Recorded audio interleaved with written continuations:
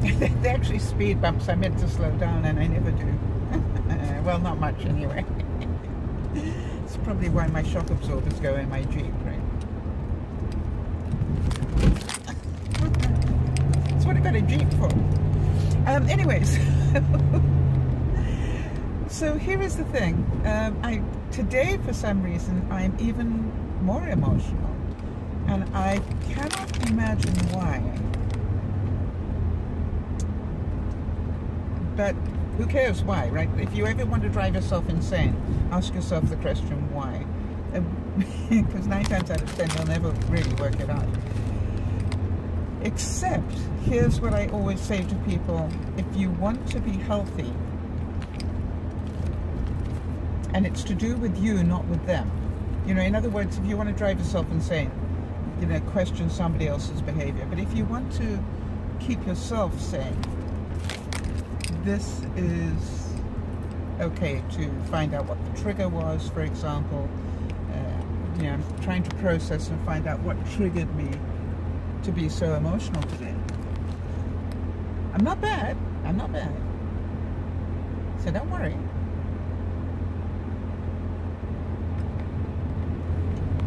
I just, for some reason, found that I started to cry. And I think there's going to be a lot of that. Now, I did get a bit frustrated this morning. But I did get a bit frustrated this morning, and that might have sort of been all wound up in there. Okay, so emotionally, I'm sort of it's coming in waves, which I expected it to, because we're going through the cycle of loss, right? First of all, I had to go through the decision-making process, and, you know, for so many months I said, no, I don't need to sell, and then suddenly I realized, yes, I do. And that's, you know, it's a strange thing how one morning you wake up and you go, okay, that's it, enough BS here. You need to sell while you still can, and you have the room. And I say the room financially, to be able to do that. Now, I've got to tell you that I made a really big boo-boo on this. And I think I will probably make some more. I really did something that upset somebody that I really had no intent of doing, but it happened. So do I need that on top of everything else? No.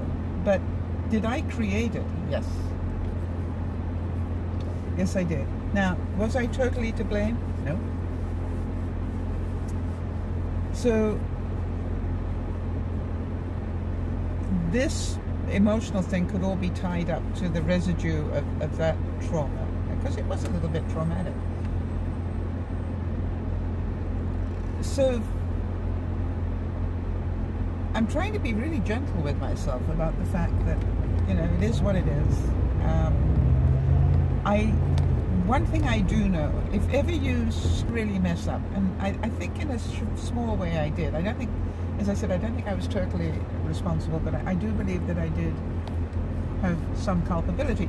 And when I sort of processed it and worked out what I had done wrong, I immediately, well, no, I can't say immediately, I let my emotion die down a bit, and then I wrote and said how sorry I was, how deeply sorry I was, and I meant it. Now, you understand that's, I can't do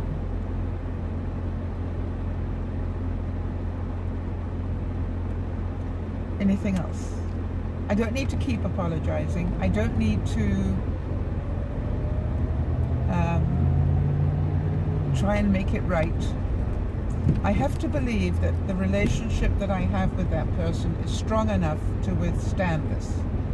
In other words, once the emotion has totally died down, I've talked about this many times, once the emotion has totally died down, do we both want the relationship to continue? Because it'll take two of us to want that to happen for it to be a possibility.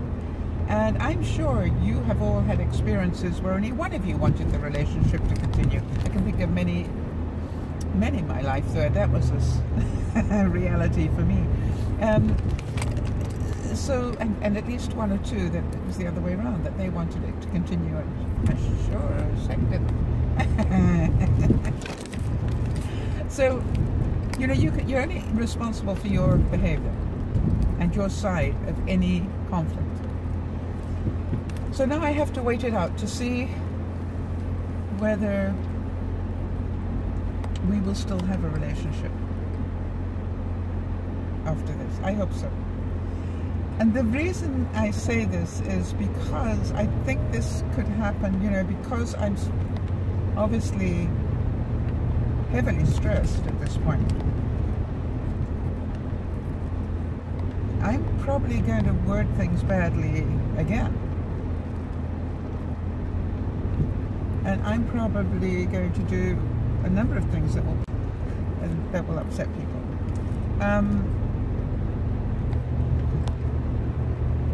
Okay, so you get the idea. In terms of progress, it's amazing some of the things that you don't realize. Yeah, I mean, you know your houses. Well, I knew my house was a mess.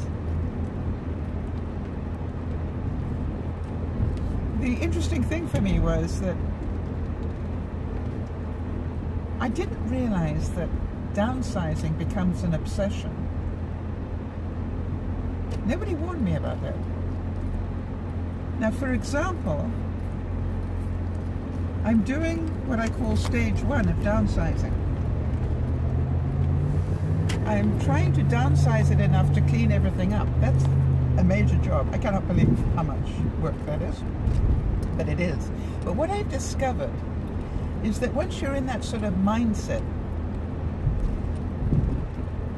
you know, I will walk from the one room to the other to throw things or put things where they need to be. It means how many things are in the wrong place, you know what I mean? Things that belong in the kitchen are for some reason stored in my bathroom. Why? I have no idea. So I'm busy doing that sort of thing, and then what I find is every time I go past a room, I'll pick the next thing up and move it to the next room, you know, that where it belongs, and I keep doing that. And then at the same time, I've got an area on my dining room table where I'm putting things that need to be wrapped very carefully. And I'm going to show you the wrapping. I thought about this long and hard. Do I want to wrap everything in newspaper or whatever? And really, from my experience, no. You end up with really dirty hands, and everything has got to be washed again and so forth. So what I'm doing is I am cleaning everything before I pack it. So I know when I get the other side, when I unpack, this doesn't need to be cleaned again. Maybe, you know, just a damp cloth over it or something. But it, you know, basically it is clean. And I'm using corrugated cardboard. It's far less work. Far less work, and I will show you on a box or two. It is absolutely much easier. Now, did I have to invest on the corrugated, or rather in the corrugated? Yep, I did. But, you know, I think I spent about $100.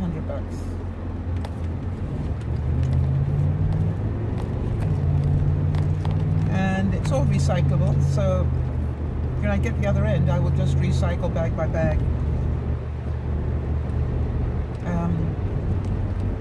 As I unpack.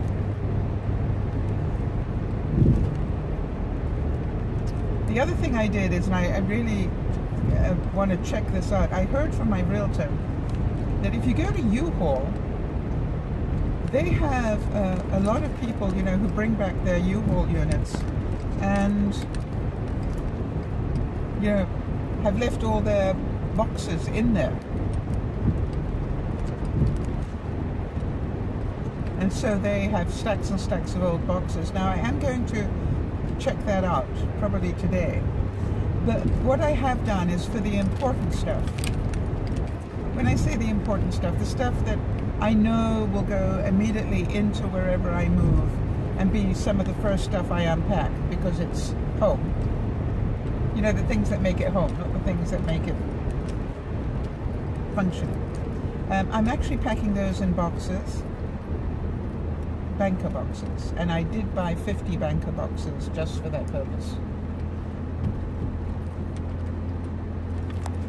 I love banker boxes because they stack so well. And you can stack them in each room and they look tidy. I mean, they don't look totally untidy because you can just throw a sheet over them or something and it, you know, it does short term. Because I'm inclined to unpack the way that I pack, you know, 1 box or 2 boxes or 3 boxes a day. The other thing that I really am glad I got, and I've actually ordered a whole lot more, I bought what I call those flexible contractor bags. And what I'm doing is I am putting anything that doesn't need to be very carefully wrapped into those. In other words,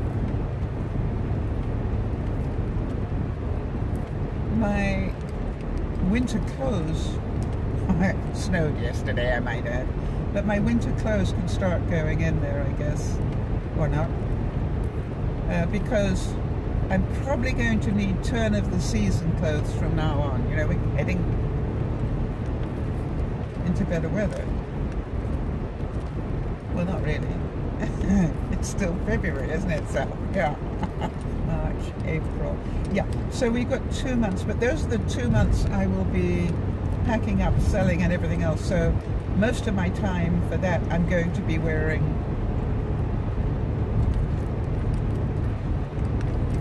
sweats and stuff, right?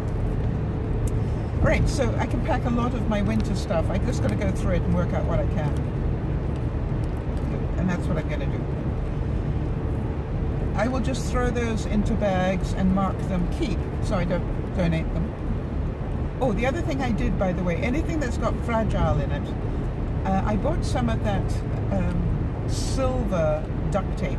I don't know if you've seen that, but I'm marking any box that's got glass in it or anything that's fragile. I'm marking that with putting silver duct tape on it, so I can tell whoever helps me move, if it's got silver duct tape, be doubly careful.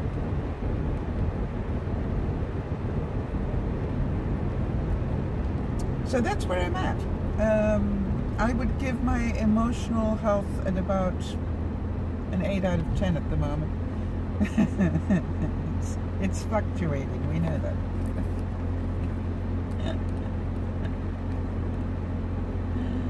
Yeah, it's definitely not.